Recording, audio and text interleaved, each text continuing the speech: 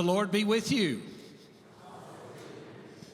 I'm Bill Britt. I'm the senior minister here at Peachtree Road United Methodist Church, and let me welcome you to this event that is being sponsored by our church's mental health initiative. It is the One Lamb initiative, and many of you are aware that Jesus left the 99 in the wilderness and went in search of the one that was lost.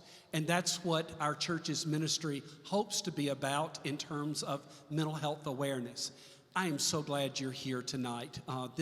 Your presence here is testimony that this is an important subject, and your presence here is testimony that you want to help make a difference in the life of our community. I'm so grateful to those who have gotten us to this point. We're so glad that William Cope Moyers is here. He has a wonderful story to share with us, a story that is filled with grace and hope and redemption, and we're so glad that you're here. If you would, bow with me for a word of prayer. Most gracious and holy God, we are grateful for the opportunity we have to gather in this beautiful place this evening. I'm thankful for people who care about the mental health of others.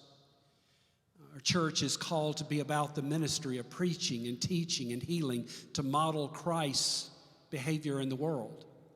And tonight we're talking particularly about healing.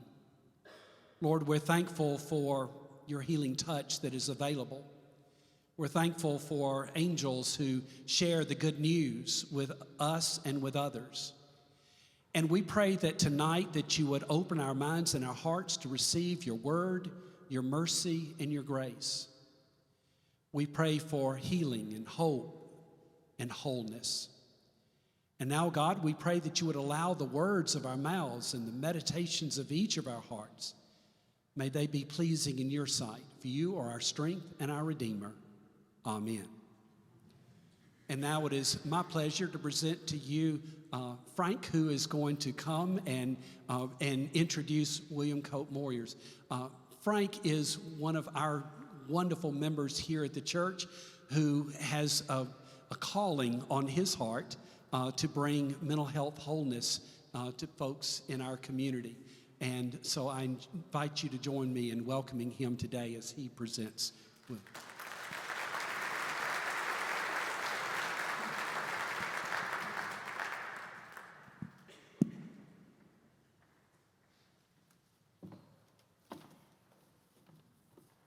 Thank you, Bill. Good evening, everyone.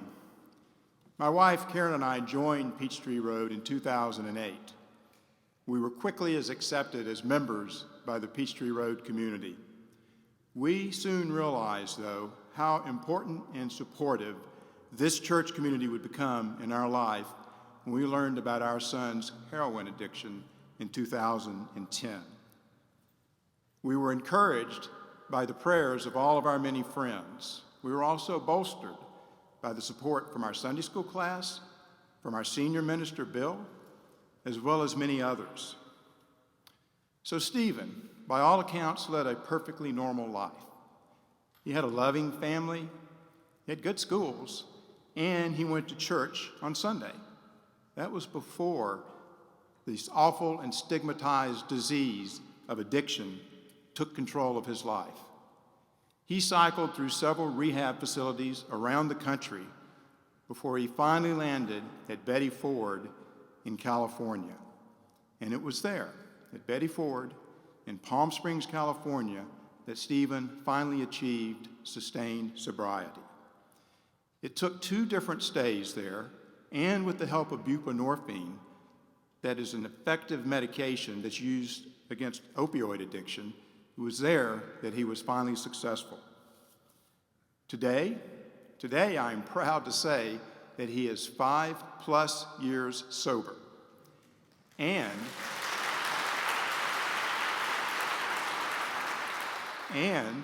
he owns a successful retail shop in San Diego, California. My wife, Karen, and I could not be more proud. One of the learnings that we had from this is the importance of removing the stigma from this disease, and that people view this not as a disease, but as not as a moral failure, but as a disease. I want to say that again, that people view this as a disease that can be treated and not a moral failure. After that experience, Karen and I agreed to channel all of our resources towards addiction treatment and addiction recovery. One of the more important initiatives that we've been supporting for the last 3 years is the AAG. That's the Addiction Alliance of Georgia.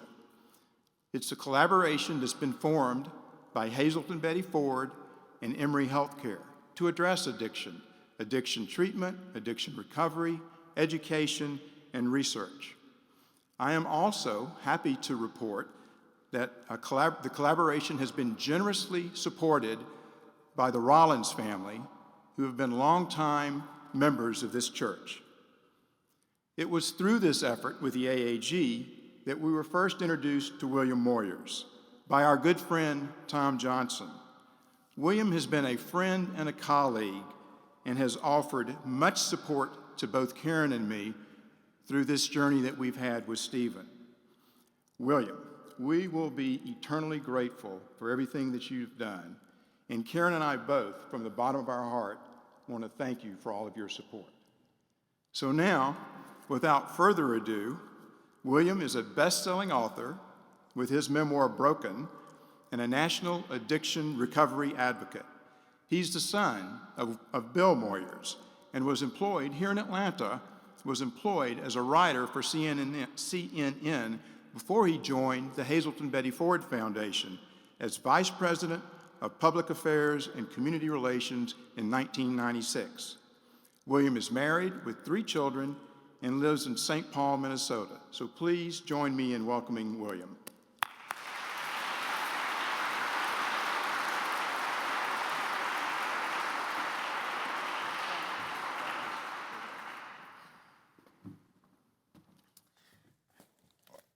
Well, I was worried that with the Falcons playing today,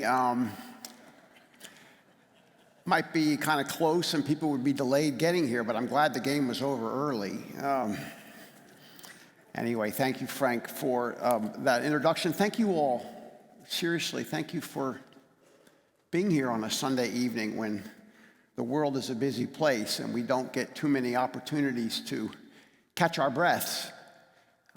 But to be able to catch our breaths together in a house of worship like this on such an important subject, it means an awful lot to me, not just professionally, but also personally. So thank you for being here. I went to work at Hazelton 25 years ago, and in the decades since, I have made thousands of talks and presentations and public appearances, including a fair share here in Atlanta and across the great state of Georgia. But this talk tonight, well, tonight it just might be unique because of the dynamics that are involved. And so I am intrigued about where we will end up when we're done in about an hour from now. Let me explain. Public Speaking 101 reminds us that the speaker should never admit to being nervous. So I won't, because I'm not. I'm hardly nervous, and how can I be? I've come home, and I feel right at home in this house of worship with people of faith like Karen and Frank Boykin. Home where I am surrounded by dear friends who could not be here tonight but are here in spirit, Tom and Edwina Johnson. Home with my colleague, Kelly Geiser from the Hazel and Betty Ford Foundation. Thank you, Kelly, for being here. Home tonight with familiar collaborators like Dr. Bill McDonald, Dr. Justine Welsh, Alex Brown, Jim Lublum, Vicki Riedel, and the A-team from Emory. Home amidst my fellow travelers, women and men in recovery like Mallory and Lissa, Tim and Lucretia, Michael, Tracy, Doc, Phyllis, Robert, Jeannie and Jeff, Elise and Antonio. With all of you here tonight, I feel right at home.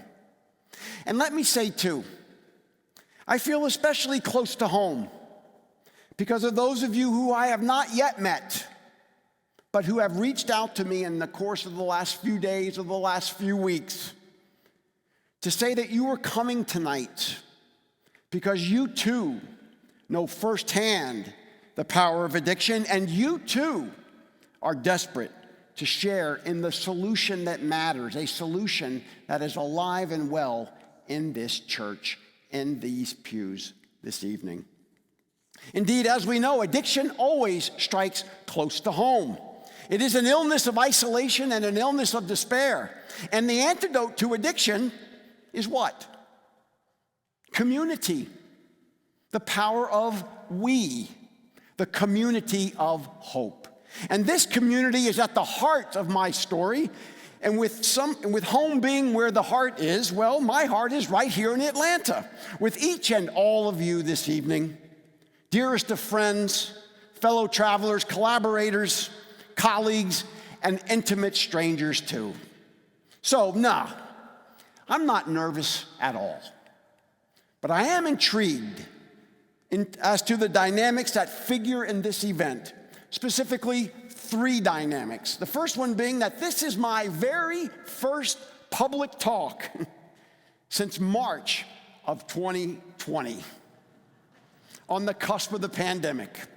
In fact, I came through the Atlanta airport on my way back from my alma mater in Virginia, Washington and Lee University in Lexington, where I gave my last talk in March of 2020 before I made my next talk here tonight. That turned out to be my last speech of the year. A week later, I and millions of others were no longer traveling, and only now am I hitting the road again. So here I am in my first public talk in 20 months. Thus I ask, please, that you pray for me, that you pray that I can get back into the public forum, and I do so in the next 2 minutes.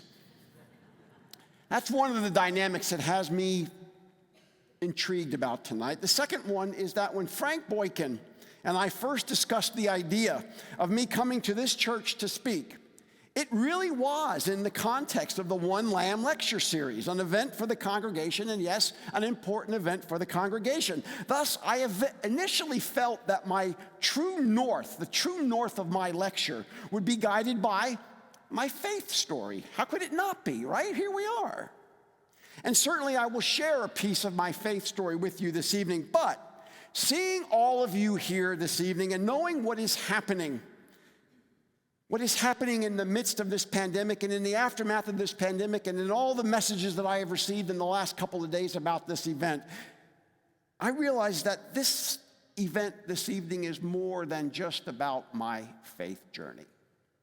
Indeed, the electrifying news about the Rollins family and their support of the Addiction Alliance of Georgia and the earlier generosity of the Robert Woodruff Foundation, it makes tonight about much, much more than simply me telling my story or representing Hazel and Betty Ford. No, hardly.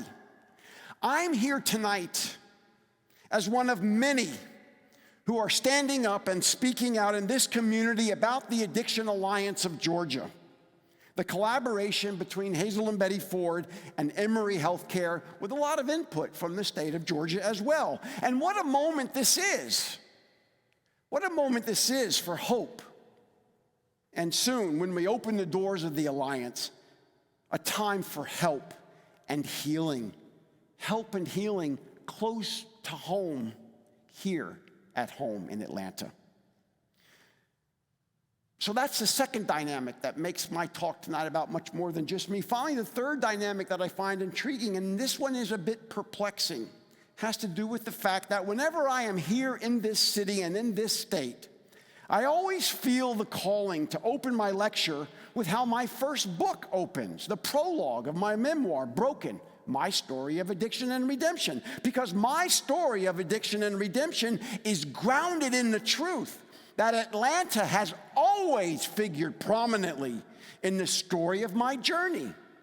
A journey that had its end, and a journey that had a new beginning for me less than 5 miles from where we're standing and sitting right now. And so I can't help it. I've got to read the prologue again, even though some of you have heard it before, and even though so much has changed since I last wrote it. I read the prologue tonight, not only because this is where it began and where it ended and began for me, but I read the prologue tonight in the context and in the spirit of those from this community who never got a chance to find what they needed and deserved through a collaboration like the AAG.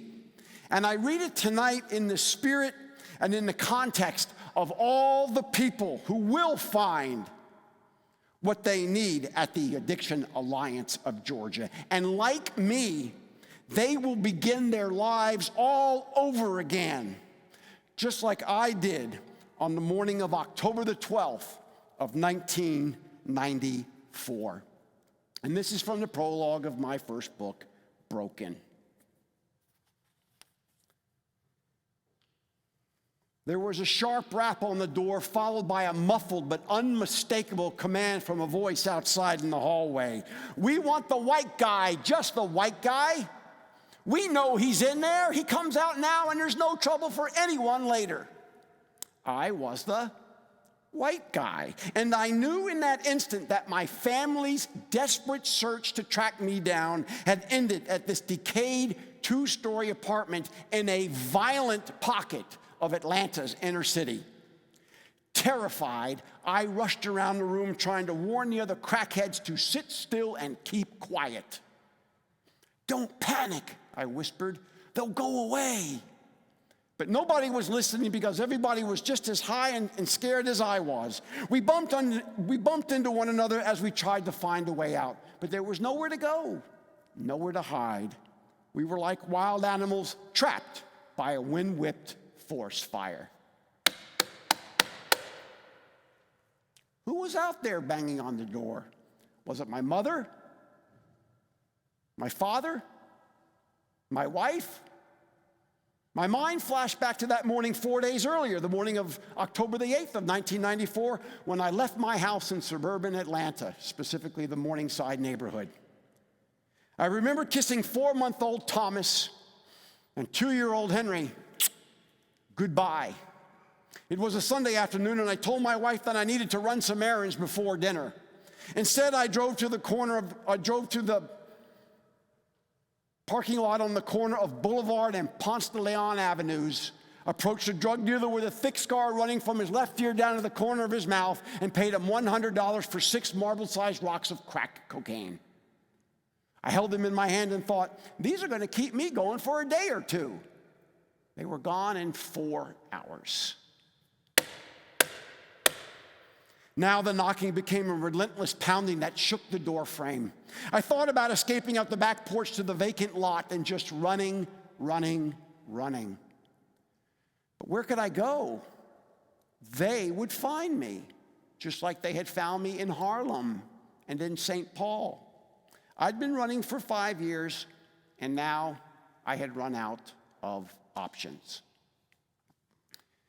And so in the morning of October the 12th of 1994, in a full-blown relapse from my chronic disease, yes, the Addiction Alliance of Georgia will never cure addiction, because there is no cure for addiction, just like there is not for diabetes or hypertension or asthma or depression.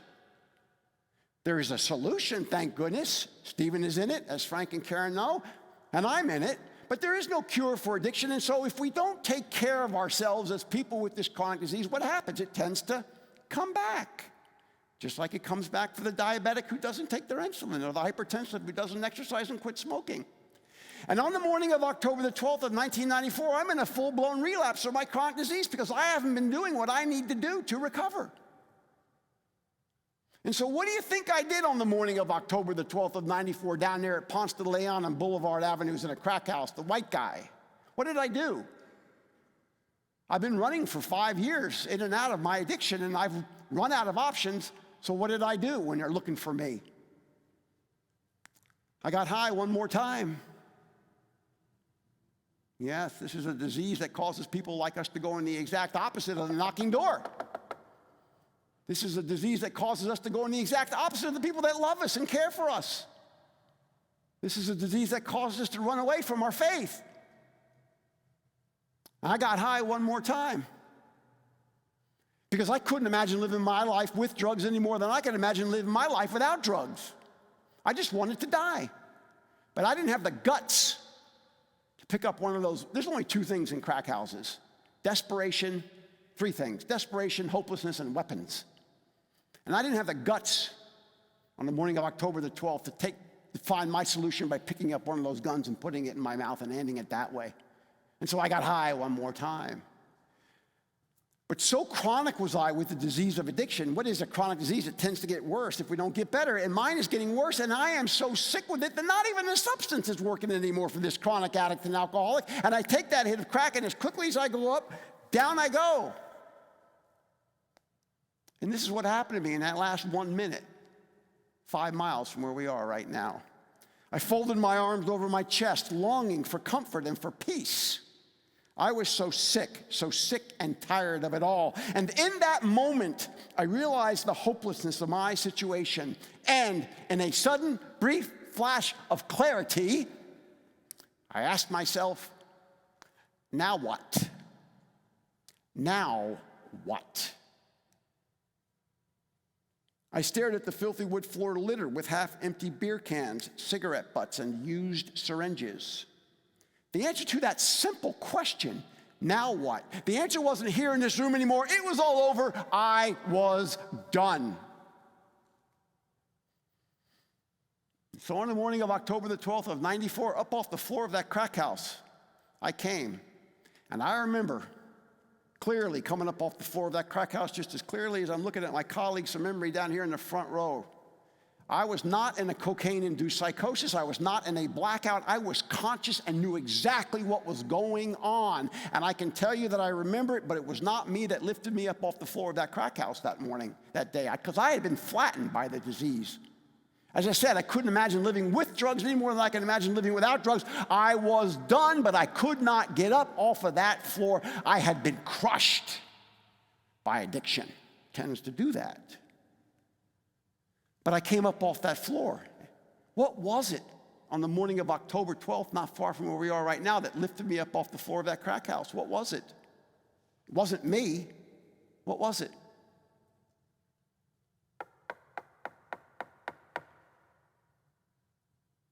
It was hope. Hope. I'd given up on me, as I said. But my family, the pastor of my church, my doctor, my colleagues at CNN, my neighbors, my community, they didn't give up on me. Oh, they hated what addiction had done to William Cope Moyers, but they continued to love me. And so I had hope. I couldn't answer the question, now what? I've been running for 5 years. So up off the floor of that crack house I came, and I went over and I opened that door, and guess what? The two people who were knocking on that door were there for me. 2 deputy sheriffs from the Fulton County Sheriff's Department who've been sent there not to arrest me. This country's been waging a war on drugs against sick people for 200 years, and it hasn't worked. They weren't going to make me get sober. They weren't going to compel me to go back to treatment. They said, would you like to come with us? All they could have done was arrest me for the possession of the narcotics that I had in my bloodstream, but come on. Our jails in Fulton County and in Cobb County and in St. Paul where I live and all across the country are filled with sick people who need to get well. Oh, they need to be held accountable, but they're sick people. And we can't punish our way out of a problem, which is why the AAG is going to be so important, among other things. So those deputy sheriffs that were sent there as part of an intervention were there to ask me if I wanted to come. They weren't there for the other 8 people in that crack house, and I'm going to come back to those 8 people at the end of my talk tonight, because I know what happened to them. They were there for one person, the white guy, who was still loved by his community, even though they all hated what I was doing under the influence. And I went to a van that was parked on the curb in front of that boulevard and Ponce de Leon Avenues, a van that was part of the intervention with the deputy sheriffs who were there to rescue me from a disease that was about to kill me again. And then this is what happened in the last 30 seconds of that morning. A hard, steady rain was falling as we approached the gray van parked at the curb. The sliding door opened, and I collapsed into the back seat. My father was sitting in the front passenger seat. Turning around to look at me, he saw a 35-year-old crack addict who hadn't shaved, showered, or eaten in 4 days. A man who had walked out on his wife and 2 young baby boys and ditched his promising journalism career at CNN. A broken shell of a man, a pale shadow of a human being that he had raised to be honest, loving, and responsible. His firstborn son. Silence. "You're angry," I said. I didn't know what else to say. "That's hardly the word for it," my father replied, his voice harsh and cold like the rain outside. More silence. "There is nothing more I can do for you," my father said. "I'm finished." All these years later, my father tells me that's where the conversation ended. But whether I imagined it or not, and I did not imagine it, it's just my version of events that day, whether I imagined it or not, I heard my father say something else to me that morning. He said, "I hate you." And I remember looking into my father's eyes and speaking my deepest truth, "I hate me too." Well, no wonder this is such a hard illness to get on top of, when it can cause a father to think that he hates his oldest son in that moment of despair. My father did not hate me, but he was desperate and he didn't know what to do. This has been going on for a long time in the Moyers family. 5 years I'd been in and out and in and out of treatment, 3 years of abstinence, and then my relapse here in Atlanta. My father didn't hate me, but he didn't know how else to express it, and so he said, "I hate you." And no wonder this is such a hard illness to get on top of, when the sick person can think they hate themselves too. So if you're a family member and you're struggling emotionally with somebody in your family that's struggling with addiction, and you have these feelings of anger, it's okay. You're not alone. And if you're somebody who is struggling with how you hate yourself under the influence and don't know what to do, I get it.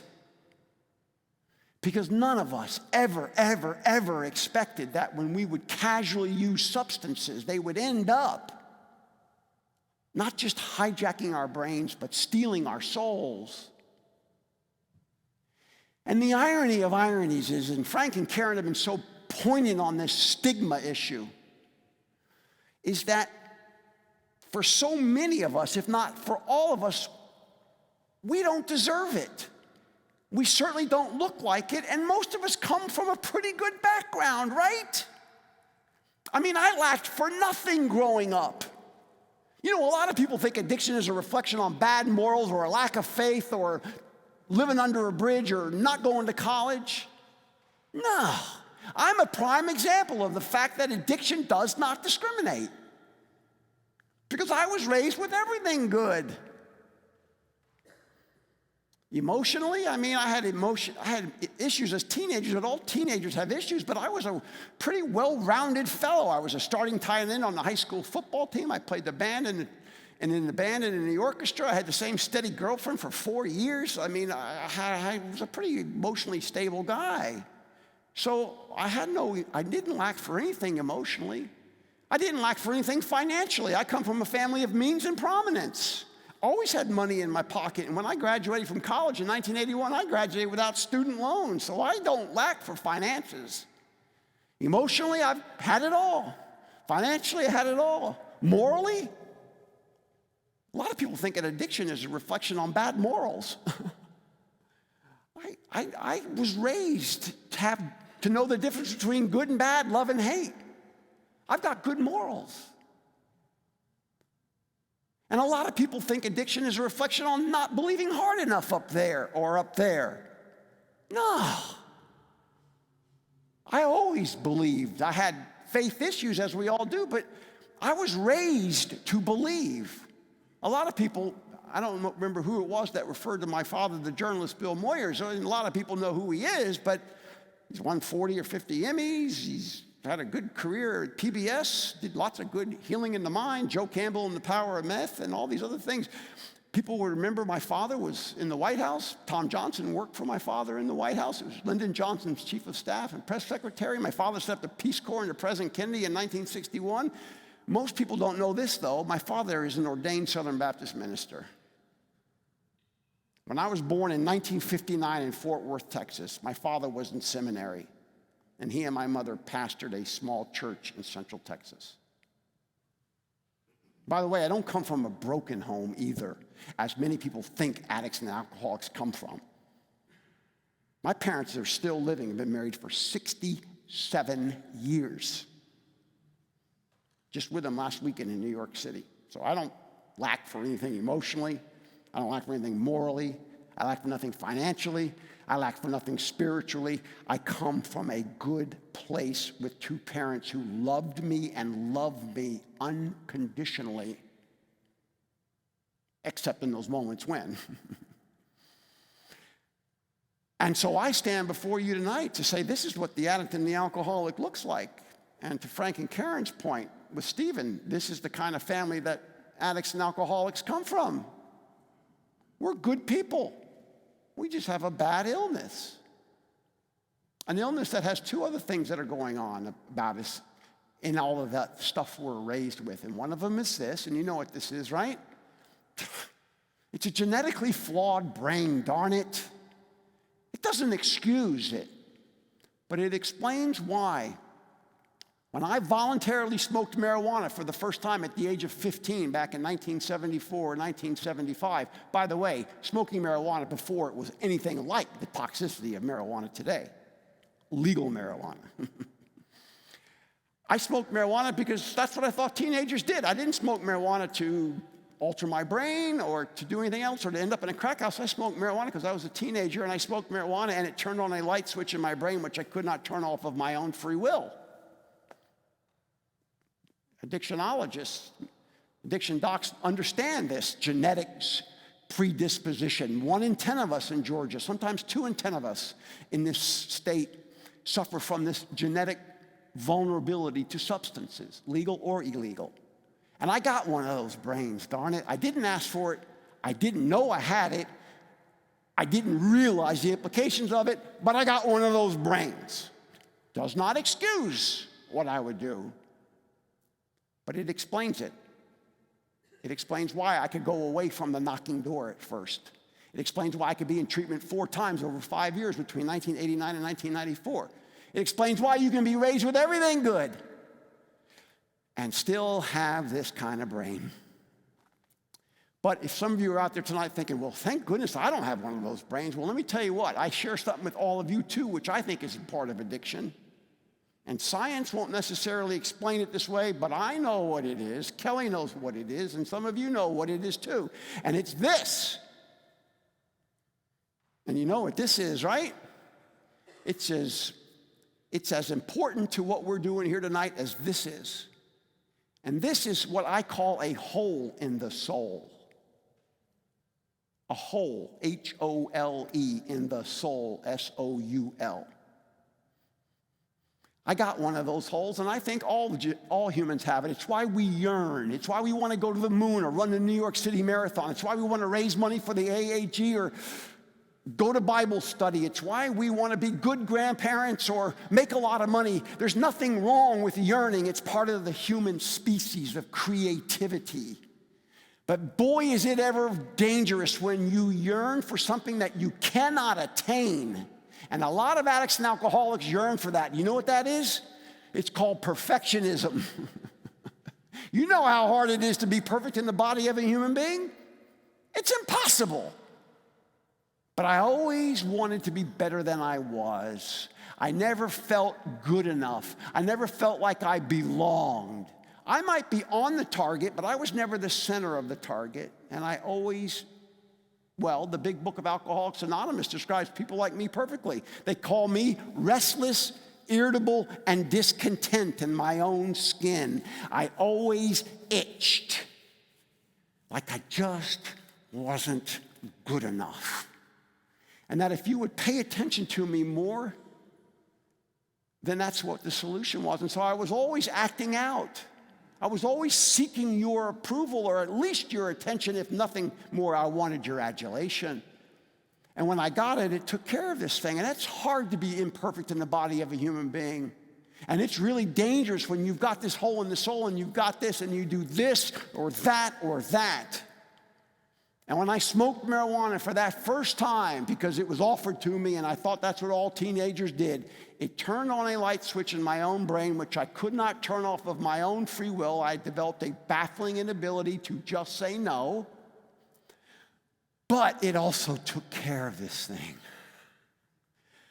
I didn't have to try so hard anymore.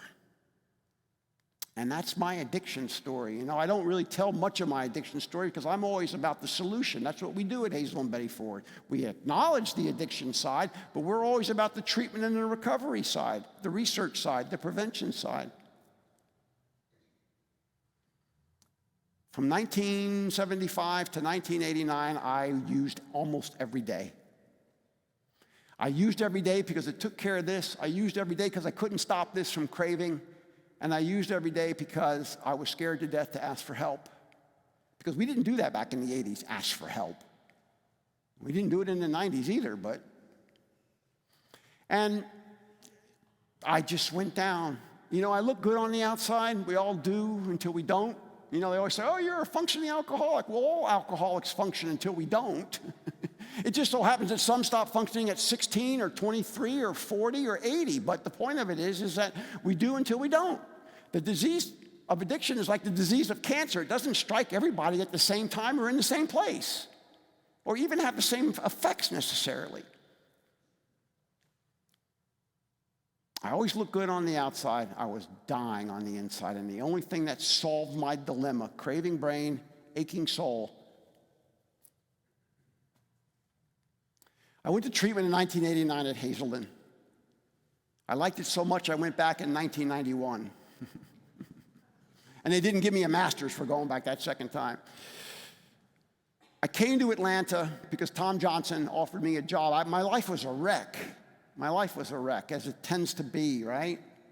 Legal consequences, financial consequences, family consequences, life consequences. I came to Atlanta in 1991, 92 to work for CNN because I had been a journalist, and Tom Johnson, who my middle son Thomas is named for, both of my boys were born down at the hospital down the road here. I came here to sort of rebuild my life, and I went to work for CNN. And when I got hired at CNN, I told them that I was a recovering alcoholic. I needed to tell them that because I needed to sort of flex my schedule so I could go to my recovery meetings and do some counseling and things like that. And I sort of looked good for about 3 years. But I was dying inside because this thing was craving and this thing was hurting, and it just didn't seem like I could figure it out.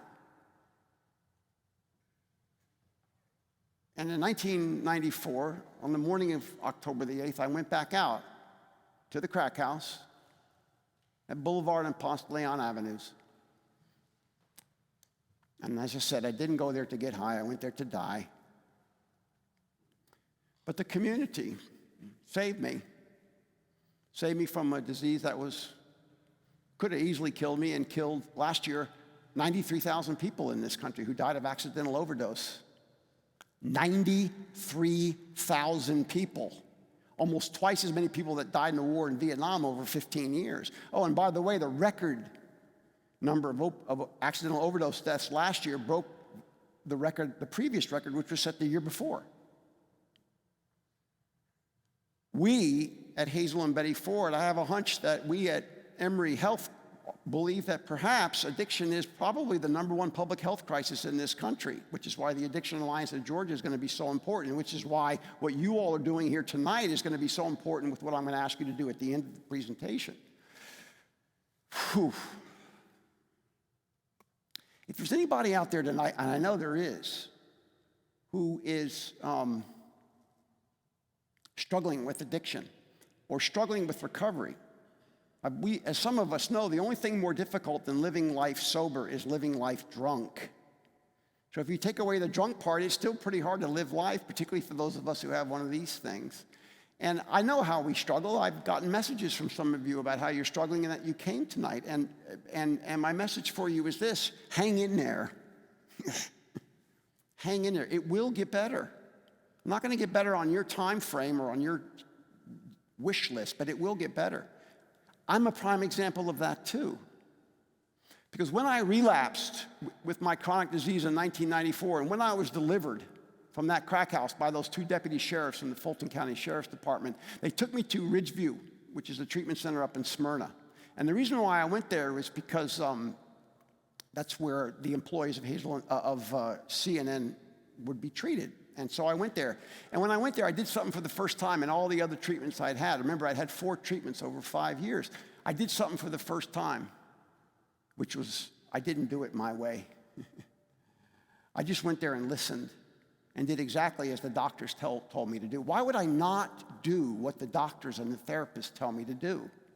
If I have a brain tumor, I'll go to the ends of the earth. I'll stand on my head if that's what my doctor tells me to do. But with addiction, we sort of selectively pick what we want, right? But when I went to Ridgeview in Smyrna in 1994, after I was delivered from the crack house, I stayed there for 100 days. 100 days. I had 2 baby boys at home and their mother who did not work outside of the home.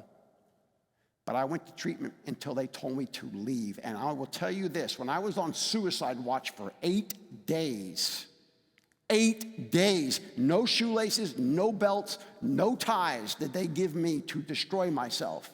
I was on suicide watch in the psychiatric unit of Ridgeview Institute in Smyrna for 8 days. One of the most powerful moments for me. I couldn't get up off the floor of that treatment center. And the addiction doc, an addiction psychiatrist by the name of Dr. Paul Early, he got down on his knees and would whisper things in my ear about how it was going to be okay. Because I couldn't get up to look at him. I was so flattened. But he would get down, a doctor would get down on his knees and whisper in my ear, "It's going to be okay." And I hung on to that, just like I hung on to the community that continued to love me through this destructive time. And for that first time, I did not do it my way, and it worked. It worked because I worked it, and because I got access to care, and because when my insurance ran out, I did have a little bit of money in my pocket, and maybe Ridgeview gave me a little bit of patient aid. Well, I don't know what it was, but I was there until it was time to go. And the miracle of recovery, for those of you who might be struggling, is this. I'm a chronic addict and alcoholic. I went to treatment at Hazelden twice. I had to pay out of pocket to go there. I had to pay a lot of money with my insurance at Ridgeview, and today I work in this field. I couldn't wait to get out of Hazelden that second time, and now I have the keys to the front door. And they pay me. I tell you that story because there's more to recovery than just not using. It's called living. And living can be hard. And living depends on faith. And living depends on other people. But with living through this experience, all kinds of miracles happen, including ones where you can go from being in the crack house at Boulevard and Ponce de Leon to 20 some odd years later, standing here in this church talking to you all on a Sunday night and working for the AAG and for Hazel and Betty Ford and working with colleagues like Kelly Geiser and the great crew from Emory. Go figure. The single most important thing that has mattered to me, and I think it's important for all of you to know this, the single most important tool to my recovery is to help other people. And the most important thing I can do by helping other people is standing up and speaking out and saying, "Here I am. This is all of me." Because when I stand up and I speak out, you know what happens? People ask me for help. People ask me for help. You know why that is? Because how many people do you know in your own community, in your own church, that stand up and speak out as recovering addicts and alcoholics or family members? Like Frank, when you got up here tonight and you and Karen did the video for Emory. I mean, how many families have you ever heard from who talk about addiction in the way that we're talking about it tonight? We talk about diabetes, we talk about we talk about depression, we wear pink ribbons for breast cancer, as we should. But when it comes to the disease with the stigma that it has, how many times have you ever heard people stand up and speak out? And the power in that, as I'm going to tell you at the end here in a few minutes, is that when you stand up and speak out like I do, people come to you and ask for help. And when I help them, it helps me. I've been a public advocate for the organization since I went to work there in 1996. And by the way, I had to leave Atlanta, not because of what had happened here, but because I had an epiphany while I was lying in the psychiatric unit at Ridgeview Institute, 8 days on suicide watch. The epiphany, the whisper in my ear was this: St. Paul. St. Paul. I didn't know the story of St. Paul the Saint like I know it today. If I had, I would have probably attributed that whisper to something else. But when I heard, I was the only one in that psychiatric unit on suicide watch when I heard that whisper, St. Paul. And I knew I was the only one there, but I know where it came from.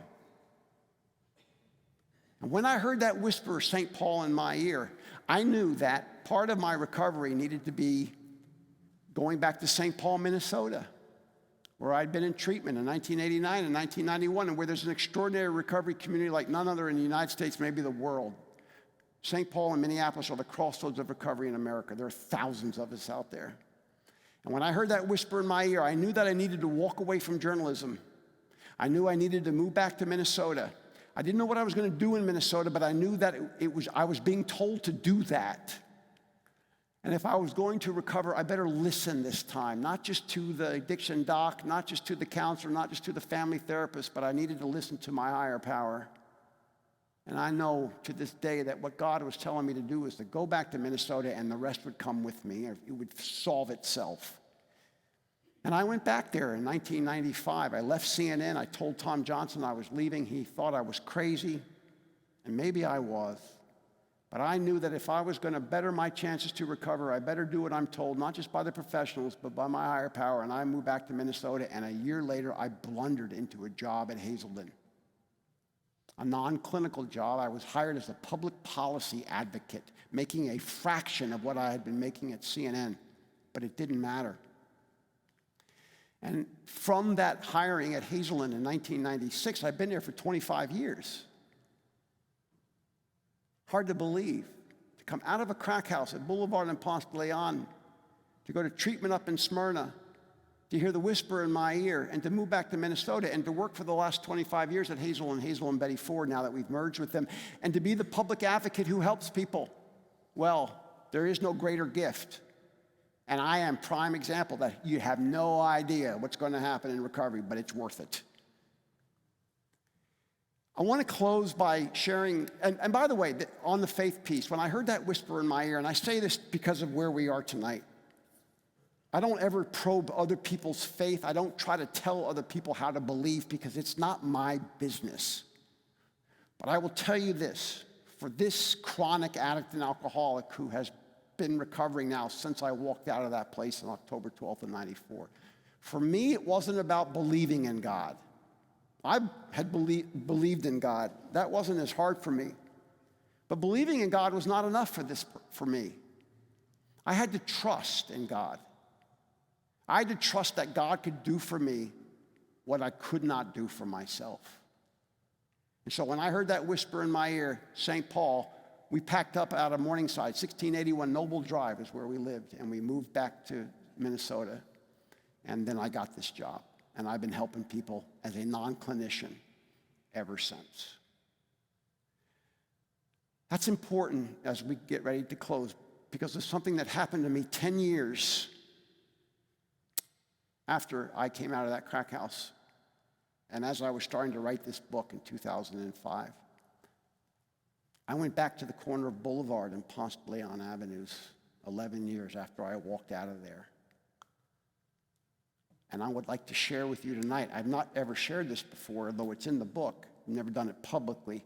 I want to share with you what happened to me 11 years after I came out of that crack house, because it is entirely relevant to why we're here tonight, and it is entirely relevant to the Addiction Alliance of Georgia.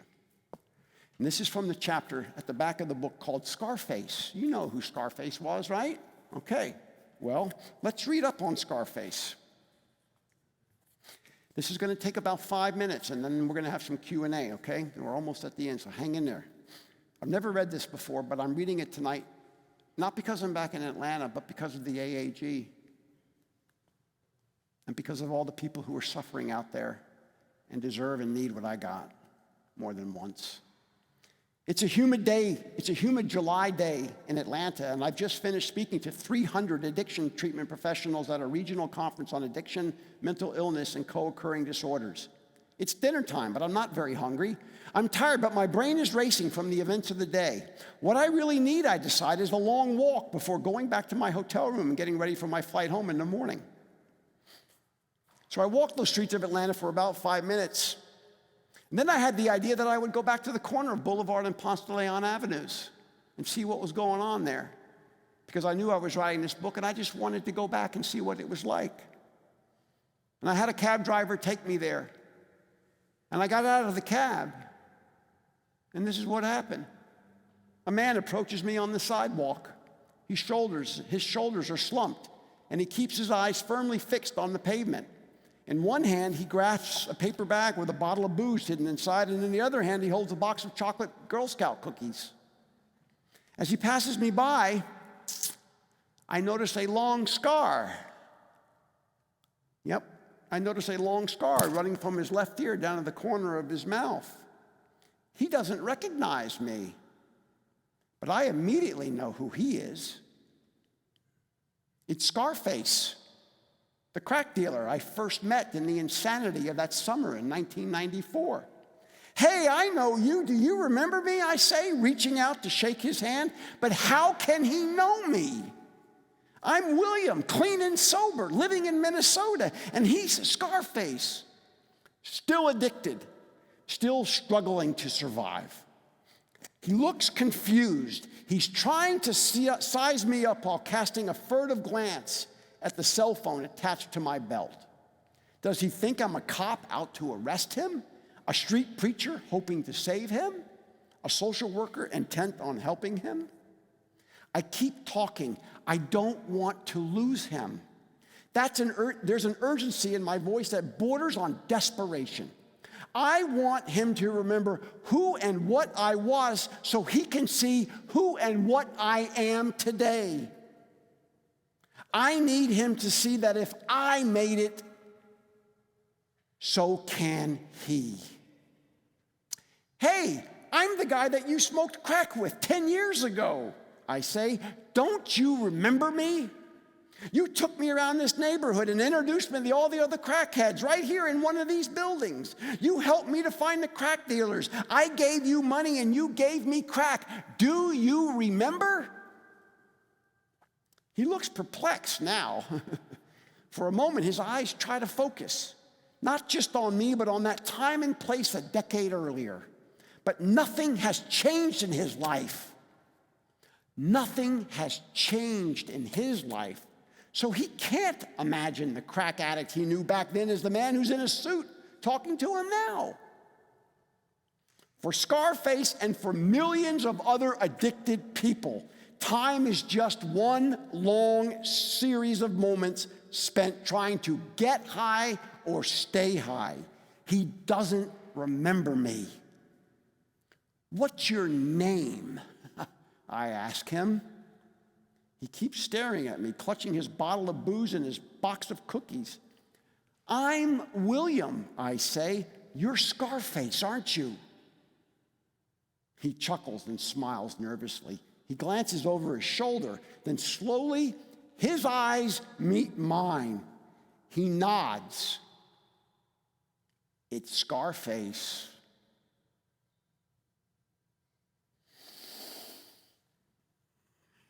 Coincidence is God's way of remaining anonymous. Here in Atlanta's inner city, I realize that this isn't by chance that I've crossed paths again at this moment with a man who is at the center of my story.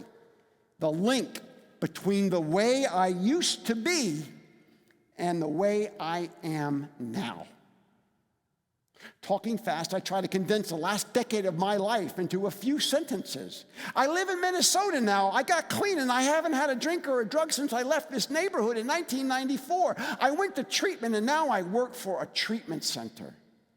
These simple facts seem to impress him. Man, you've been clean that long, he says. He gives me that sideways look and adds a respectful, And how about you, Scarface? How are you doing? I'm still drinking, he says. Sometimes I smoke crack, but not as much as before. I've been to prison twice since 1994. He still doesn't remember me, but I can tell that he's trying to make the connection. I don't look like anything like I did back then when I lived in that crack house, and there were always so many of us coming and going. Scarface looms large in my memory, but to him, I'm just one of hundreds of crackheads that he has known over the years. Have you ever been to treatment, I ask him. A man's got to want it in his heart, he says, holding that brown bag of booze across his chest. Ain't gonna work if a man doesn't want it in his heart. Would you mind if I asked you your real name? Tony, he says with a big smile. Tony Alexander. Tony, I repeat. Nice to meet you, Tony. A young man, probably in his 20s, approaches us on the sidewalk. Hey, what's happening? What do you want? He says to Tony. Get out of here, Tony growls. This ain't no crack deal. The young man moves off, grumbling to himself, and I find myself thinking that this is probably the first time that Scarface has ever turned down a drug deal. I look at my watch and realize that 20 minutes has passed. The cab is still waiting at the curb. It's getting dark. I gotta go, I say to Scarface. I gotta go, I say to Tony Alexander. I scribble my name and phone number on a scrap of paper and hand it to Tony, who thanks me and tucks the note into his sock. I say goodbye, and I start walking back to the cab. Hey, mister, Tony yells after me. I don't got no place to stay, no place to go. I got no money either. Help me out. I know what kind of help Tony wants. And I also know that any money I give him won't help at all because he'll just use it to buy another bottle of booze or a handful of crack. Instead, I tell him to call me. I offer to get him into treatment. That's all I can do. That is everything I can do. Well, when I wrote that in 2005, the year that I ran into Tony Alexander, a man who has a real name, like all of us, when I wrote that, I really believed that last paragraph. Quote, I offer to get him into treatment. That's all I can do. That is everything I can do. But I couldn't get him into treatment because I never heard from him again. I don't know what happened to Tony Alexander between our chance meeting on the sidewalk and what happened later. When I was in Atlanta in about 2009 or 10 for a book signing downtown, and a woman came up to me with her mother and said, and had read broken, and said, Mr. Moyers, we had the same crack dealer. I said, what do you mean? She says, I knew Scarface as well. And I said, well, wow, that's amazing. What a coincidence. How long have you been sober? She said, I've been sober about 6 months. I said, you mean to tell me that he was dealing you crack cocaine 6 months ago? And I said, yeah. I said, you mean you've seen him as recently as 6 months ago? She said, yeah. I said, well, how's he doing? She said, he's dead. He got shot to death on the street not long after she had last seen him. He got shot to death on Atlanta like a lot of us should have been shot to death on the streets of Atlanta, or killed in a car wreck, or died of an overdose, or all those other things that happen when addiction comes calling in a community like this. Tony never got another chance, and yet in his death, it reminds me that while I cannot help him, there is more that I can do. Because here I am. Here I am. And here you are too. And here is our opportunity to do more. Through this event, this One Lamb series, through this church, through what you take away, and through what we give back to the Addiction Alliance of Georgia. We can't help those who have died like Tony Alexander, a real man with a real name who had the same addiction that I did. But we can help those who are still living, and we can help those who come to us and ask for help. And here, in closing, is how I ask you do it. You know, if I thought that tonight our goal for the evening would be to raise the last couple of $1 million we need for the Addiction Alliance of Georgia, I would have Kelly and Jim and Vicki pass the hat tonight here, and we'd raise that last couple $1 million. But I know you didn't bring your checkbooks, and I know nobody carries cash anymore, so we won't try to pass the hat tonight to get that wrapped up so we can open the doors to it, to treatment in Atlanta, to the AAG. But I do have a call to action that I want to leave you with in closing. Because, you know, I could just come and talk to you tonight. I might help a couple of you. I could inspire a few more of you, and I could raise some awareness around the Addiction Alliance of Georgia. I'm glad to see that there are journalists here tonight who really care about this issue. But I would be selling us short and selling you all short if I didn't give you something to do when we're done here in 2 minutes. And so here's what it is. Number one, if you're a person in recovery, and I know there are a lot of you out there tonight, we at Hazel and Betty Ford, we at Emory Healthcare, we invite you to leave this gathering this evening and go back into your community, however you define community, and share that with somebody in your community who does not know that you're a recovering man or a woman. Share that with somebody who does not know it. You may do it in the grocery store, you may do it in the church, you may do it at your book club, you may do it in your running club, you may do it at work. But share with somebody who does not know that you are a person in recovery. 2, if you're the family member of somebody who has struggled with addiction, and if you're a family member of somebody who has recovered from addiction, we invite you to leave this gathering and go back into your community and share that with somebody who does not know it. You'll choose how to do that. You don't want to necessarily break the confidentiality of the loved one who struggles or has overcome it, but share the fact that you are a mom or a dad or a grandparent or an aunt or an uncle or a spouse of somebody who has struggled with addiction.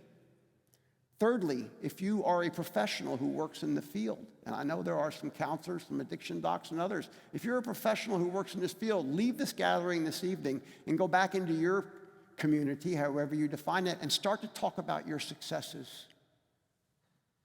Too many of us in society believe that addiction is never overcome because when those of us who have it get well, we dress up pretty nicely. We obey the law, we go to work, we raise our families, we attend church. So how is the public supposed to know that people can recover from addiction if we don't share it and if, as professionals, you don't talk about your successes? I know a lot of you who are counselors or addiction docs or whatever, you don't do this work for those high salaries you make. Even though some of you might make a high salary, you do it because you know you make a difference in the lives of people like me. So if you're a professional who works in the field, go back into your community and talk about your successes. And finally, if you are a donor to the AAG or a donor to a treatment provider in the neighborhood, through Grady or through Emory or wherever, if you're a donor or you're on the board of, or you believe in this One Lamb series, start to talk about the fact that you came here tonight. Why did you come here? Well, you all know that. Each of you came here maybe for the same or a different reason. But please, go back into your community and talk about the fact that you were here tonight. We cannot put a face on the solution if we don't talk about it. And we can't smash that stigma if we don't stand up and speak out as the people that we are.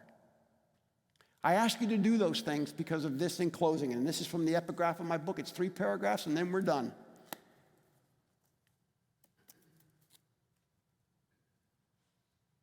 A disciple asks the Rebbe, why does Torah tell us to place these words upon our hearts? Why does it not tell us to place these holy words of healing in our hearts?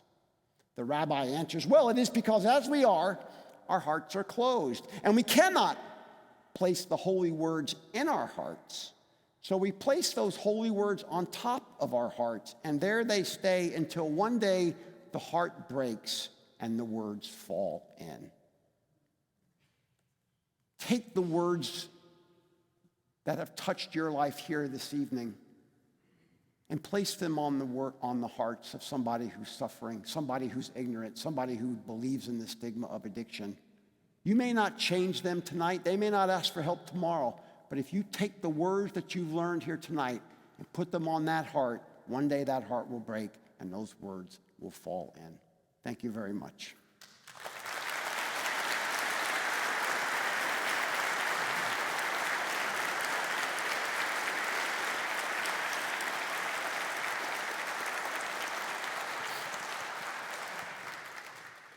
William Moyers, we are grateful for your words. We are grateful for your testimony. The author once said that the world breaks us all, and then some become strong in the broken places. Amen. And you have demonstrated that strength in the broken place tonight, and you have helped many of us and given us direction. He has graciously offered us the opportunity to ask a few questions. I believe that there are folks who will be glad to take those questions up and bring those to me, and then I can ask those of him. But to sort of get it started, you mentioned at the beginning that this is your first time of speaking in public in 20 months. We've had a pandemic. What do you think this pandemic has done to folks struggling with addiction? Well, Bill McDonald and others could answer that question as well or better than me. I think look, recovery is about community, and we've all been apart, haven't we? We've all been separated. We've all been in our homes, in our workplaces, or whatever. And I think this pandemic, we know this is true at Emory, it's true at Hazel and Betty Ford. This pandemic has kept us apart. It has made us feel lonely. It has not brought us together in community. And virtual is virtual. But it's not this tonight. I know there are people joining us from Savannah. There are people joining us from California. We have one of our board members, Sini, who's joining us from California tonight. But virtual is virtual, and this is what it's all about. And the pandemic has, well, as I said in the numbers, people are sicker than they've ever been. And I'm not a clinician, but I can tell you that I get 3 to 5 requests for help a day, 364 days of the year, and I have never seen people sicker. Why? Because of that sense of isolation, that sense that they could put it off, that sense that they couldn't go get the help, and that sense of desperation that is making people, it's scary how sick they are when they get to Hazel and Betty Ford. So the pandemic is made things worse if they could be worse.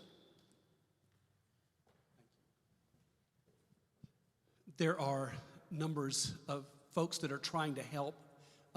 We are grateful for the organization with which you're a part, and I know that y'all are on the cutting edge of helping people find hope and help. Your assessment of Alcoholics Anonymous, and particularly how it affects family members, and that. Well, we at Hazel and Betty Ford, and I think I can speak for the Addiction Alliance of Georgia, although I'm not the clinical representation. I mean, we know there are many pathways to recovery. Alcoholics Anonymous, or the 12-step approach, is one effective way for lots of people. But, and I don't say but as if it's a bad thing, the federal government estimates there are 25 to 30 million people in America who consider themselves to be in recovery, quote unquote, from a substance use issue.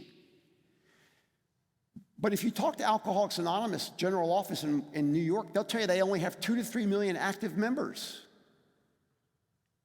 So where is everybody else? Well, they're recovering in church. They're recovering in all different recovery groups. Women for Sobriety, Life Ring. They're recovering in yoga. They're recovering in Bible study. They're recovering in running clubs. There are many, many pathways to recovery. Alcoholics Anonymous is a good way for many people. It's how I was introduced into the recovery process. But we know particularly in the opioid epidemic, that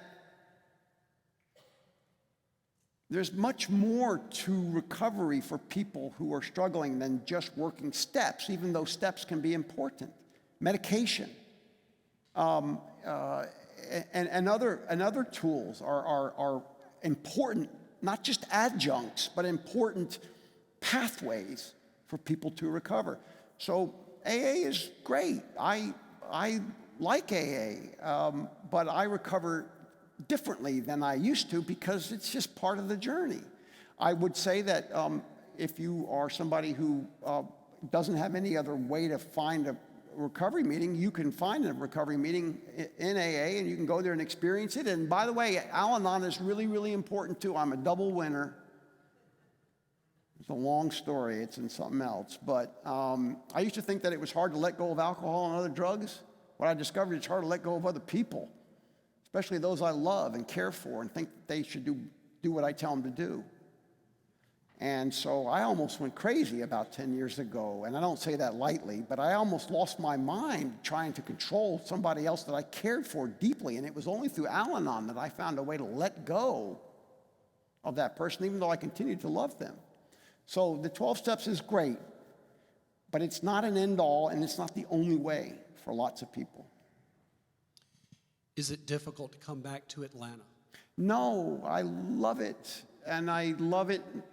You know, when I came back and I saw Tony Alexander, think of the coincidence of that I would see him, and then later on learn that he was shot to death. You know, when I come here, I am reminded of how, it's not luck, but I was going to say how lucky I am, how blessed I am to have a community that supports me. And being back here is a touchstone to gratitude for me. And you know, I think gratitude is a really important component of recovery. If we forget where we've come from, and if we forget how we got here, then how can we appreciate it all? And so when I come in, either I'm changing planes as I'm starting to travel again, going through Atlanta, or here in town like we have been, we'll be here till Tuesday, it's a touchstone. And that touchstone of gratitude, I'm blessed.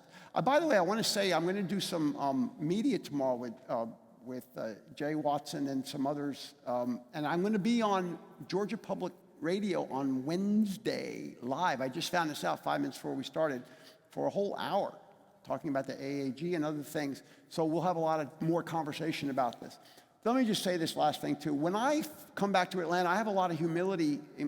I can lead with my head, and that's a dangerous thing. But I have a lot of humility about the fact that I didn't get out of that crack house of my own free will. I got out of that crack house, as I shared with you, through the community of support. And whenever I'm back here, and tomorrow I'll go back to that corner again, I will remember that knock on the door, those deputy sheriffs, my father, the community. And when I have a lot of humility, I have a lot of gratitude. And when I have a lot of gratitude, then I can keep my ego in check.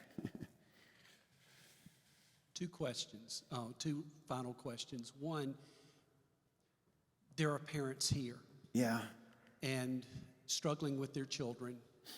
They've gone, like your parents with you, from one place to another. Say a word to the parents here about where are the boundaries? How far do you go? I heard the word unconditional love, but where are the boundaries on that, and how can they best love their children? Well, I can answer that question, but I know there are people here who can probably answer that question better than I can because they've had even more experience with it. But I will say this, and we could talk about this for an hour, how to say it. Don't turn your back on your child. If you're paying their child's cell phone bill, keep paying it. Because of technology, we always are gnashing our teeth about technology, but one of the best things that's happening with technology is it allows us to stay connected to people who we love, who might be struggling with addiction. So if you're a parent and you have a child, it's about unconditional love, but it's not about unconditional love that comes at the expense of your own sanity or your own ability to live your life. And so you have to draw boundaries around that. And you have to love that person, but you have to make sure that that person respects you and the boundaries you set. So I'm going to try to tell you a quick story. Is that okay? About my own children. You won't read it in any book because no book I've written had it happen. And I would like to say this off the record, but I know I can't because it's being live streamed, so I'm going to be very careful about what I say, but I'm going to say it because it's relevant. You remember when I came out of that crack house in 1994, I had a 20-month-old and a 6-month-old. Well, guess what? They grew up. And in 1997, their sister Nancy was born in St. Paul.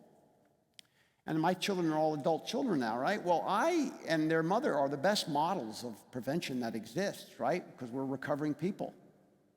And they know how we met. We met in treatment. We met through the recovery process. We never served alcohol in our home, and we don't to this day, not because we're intolerant of alcohol, it's because we don't drink it.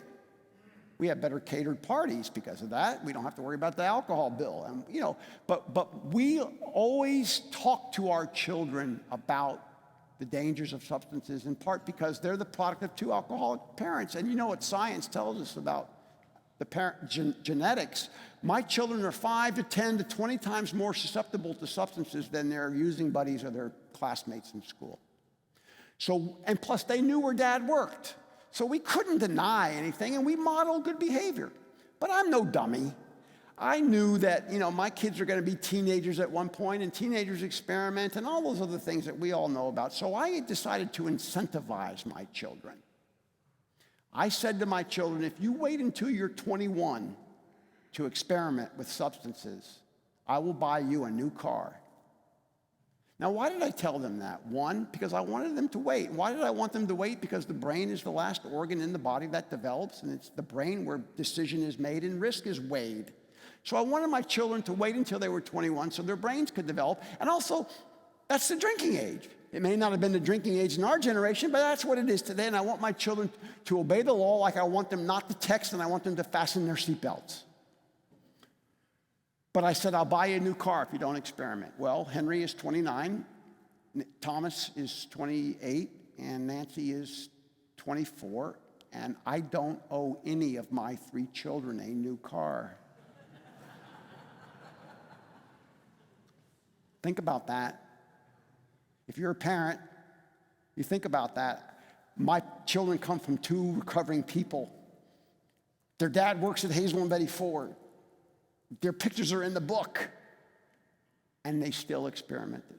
Well, thank goodness I gave my children one more tool in that toolbox of information. You know what that tool is? That it's okay to ask for help. How many of us were ever told that when we were growing up? It's okay to ask for help. You know why that's important? Because all 3 of my children have come to me and asked for help with substances. And I only want to say this. And not only are they better today, but they're doing it their way. And I don't necessarily agree with it, but I love them unconditionally. And they get together and we have good times, but they choose to do what they choose to do, which includes recovering from that moment they asked me for help. And it's different than I would prescribe, but it works for them. And we get to be together. So it's okay to ask for help. Last one. Tell us a little bit about AAG and the opportunity that's coming to Atlanta and what it might look like. Well, who wants to answer that question? Bill? Sure, that would be great. And will you let everybody know who you are and... Oh, hello, everybody. First, let me just thank William Moyers. That was just incredible. And it...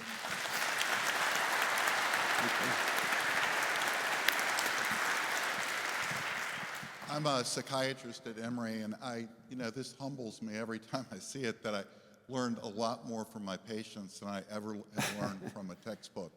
And I think if we all would just pay attention, there's a lot to be learned here in terms of being doctors, because we have to get people into recovery too. The AAG, Addiction Alliance of Georgia, is it's a joint effort with Emory Healthcare and with Hazelden Betty Ford. We've now raised close to $8 million for a project, and we're going to kick it off. But we still do have addiction services at Emory. I can give you the phone numbers and how to get them, but it might be easiest you can Google Addiction Alliance of Georgia. The phone number for services is 404-778-5526.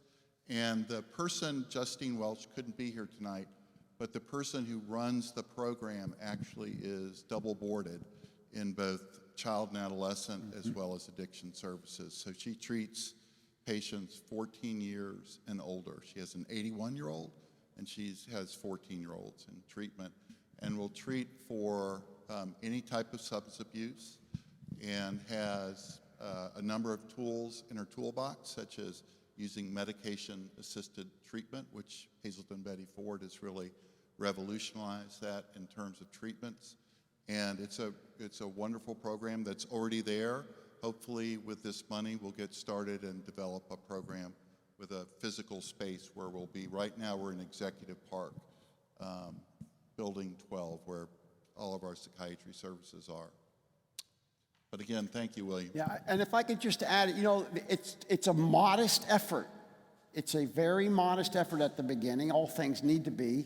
It's not going to meet all the demand in Atlanta, and it's not, and it's not going to necessarily be for everybody. But it's going to be a footprint that we hope we can grow, so that not only do we have outpatient to begin with, but that ultimately we have, some sort of residential programming and recovery support and education of doctors in the ER at Grady and other hospitals, and perhaps expanding to teach addiction and mental health in med schools. And Morehouse was at the table early on. It's not the solution for everything, but it's an important next step, so that ultimately people like Tony Alexander can find that access point, that you don't have to pack your bag and go far away to get treatment, but that you can get it in the community, and more importantly, that you can recover in the community.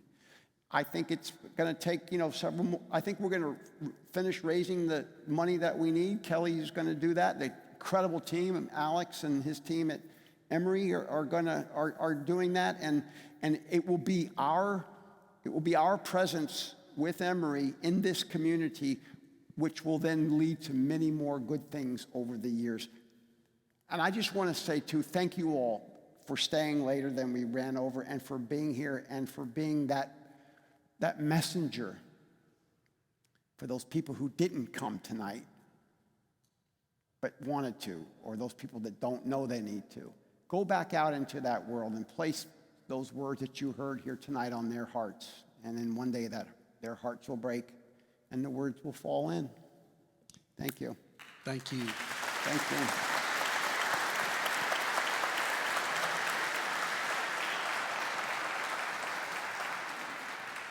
Now I'm going to call on the person that is the inspiration behind the One Lamb initiative, Diane Moffett, who is going to close us this evening. Diane. Thank you. Thank you for your questions. And from my view, this has been a wonderful, wonderful evening of hope and encouragement. You may be familiar with these song lyrics. There is hope for the helpless, rest for the weary, and love for the broken heart. And there is grace and forgiveness, mercy and healing. God will meet you wherever you are. So wherever you are, all 300 of you that signed up to attend tonight, perhaps you are here because you're struggling with addiction yourself or someone you love. Perhaps you may be here tonight working hard, day by day in recovery.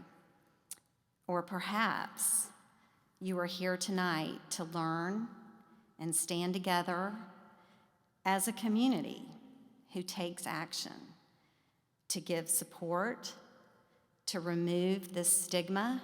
There shouldn't be a stigma, and to show love. So wherever you are, on behalf of the One Lamb Initiative team, we would like to thank each of you for attending this evening. We are wired for and need community. And the goal of the One Lamb Initiative at our church is to nurture and embrace mental wellness while supporting growth in mind, body, and spirit. For in doing so, together, life's heavy steps may get just a bit lighter. So we invite you to this church anytime. We welcome you. We want you to participate in any of the programs that we have coming up from and through the One Lamb Initiative. We have a web page on our UMC website on various mental health topics, and I want you to feel free to look us up and watch for future offerings. If you are here from another faith-based community and would love to learn about weaving this into the fabric of your place of worship, we'd love to share our work, so please be in touch with us. As a post-event and a way to further make connection, we are offering a book discussion on William's amazing book, Broken, with a complimentary lunch on December 15th at noon, and registration details are in your program. Now to William, who when asked to come, voluntarily agreed immediately and replied, "Absolutely, I will be there." Thank you, William, for giving of your time and story this evening. And to close us, you are all now invited to Grace Hall. We have some desserts and refreshments and fellowship, and we just thank you for coming. God bless all of you, and good night.